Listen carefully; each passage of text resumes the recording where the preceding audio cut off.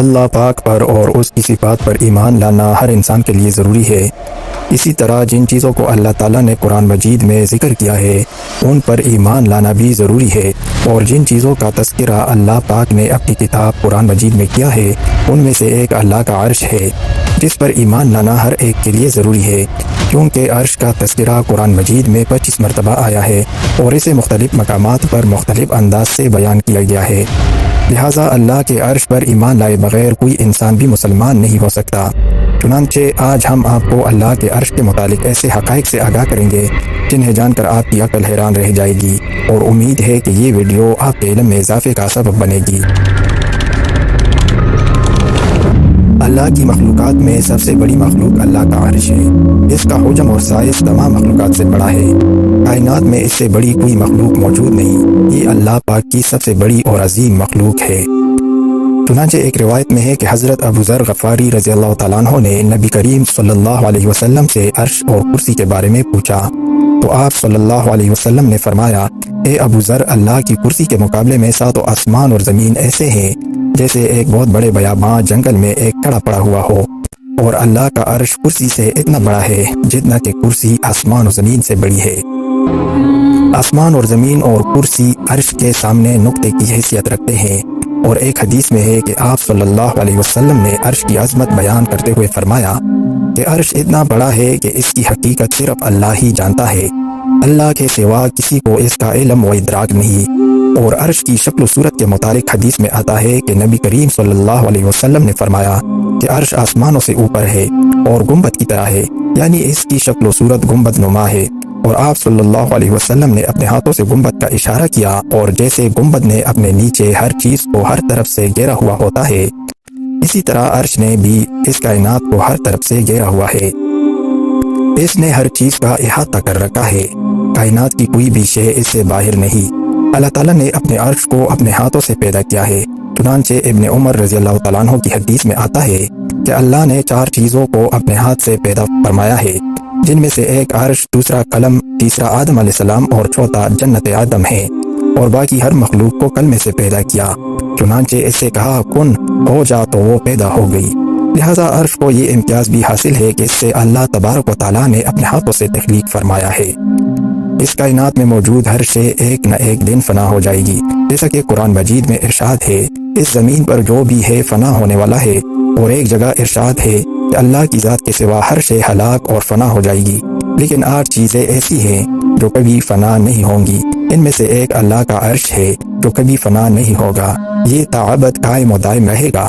لہٰذا عرش کو یہ خصوصیت بھی حاصل ہے کہ یہ ہمیشہ موجود رہے گا، اس سے کوئی زوال نہیں۔ پوری امت کا اتفاق ہے کہ عرش کبھی فنا نہیں ہوگا۔ اللہ تعالیٰ نے 7 آسمان اور 7 زمینوں کو 6 دن میں پیدا کیا ہے، جیسے کہ قرآن مجید میں موجود ہے کہ تمہارا رب وہی اللہ ہے جس نے 7 آسمان اور زمین اور ان میں جو کچھ بھی ہے سب کچھ 6 دن میں پیدا کیا، لیکن عرش ان مخلوقات میں سے نہیں جنہیں 6 دن میں پیدا کیا گیا ہے۔ اس سے تخلیق میں بھی یہ اہمیت حاصل ہے کہ یہ ان مخلوقات میں شامل نہیں بلکہ ہر شے سے پہلے معرض وجود میں آیا۔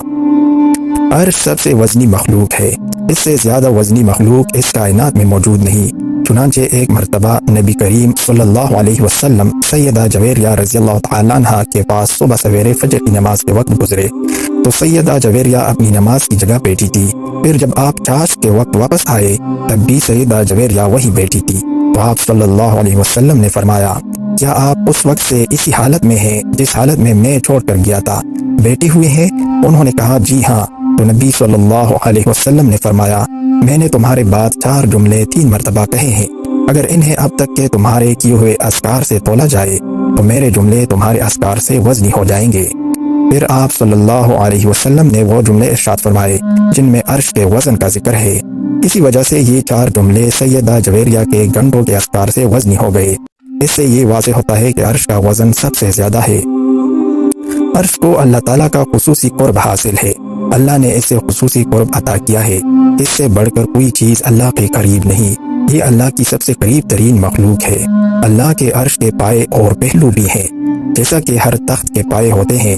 چنانچہ آپ صلی اللہ علیہ وسلم کا ارشاد ہے کہ قیامت کے دن لوگ مدہوش ہوں گے اور سب سے پہلے میری قبر کھلے گی، لیکن پھر بھی موسیٰ علیہ السلام اللہ کے عرش کا پایا تھا میں مجھ سے پہلے کھڑے ہوں گے۔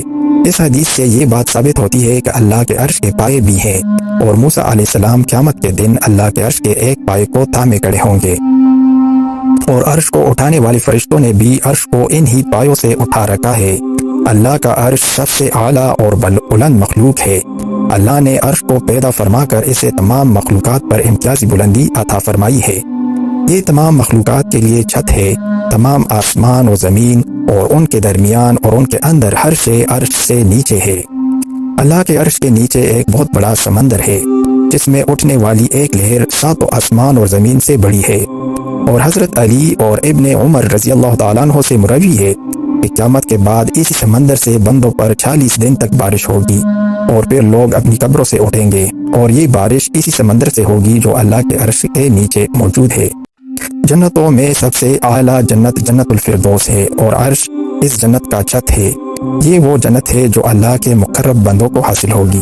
چنانچہ نبی صلی اللہ علیہ وسلم کا ارشاد ہے، جب تم اللہ سے جنت مانگو تو جنت الفردوس مانگو، کیونکہ یہ سب سے اعلیٰ اور افضل جنت ہے، اور اس کا چھت رحمان کا عرش ہے۔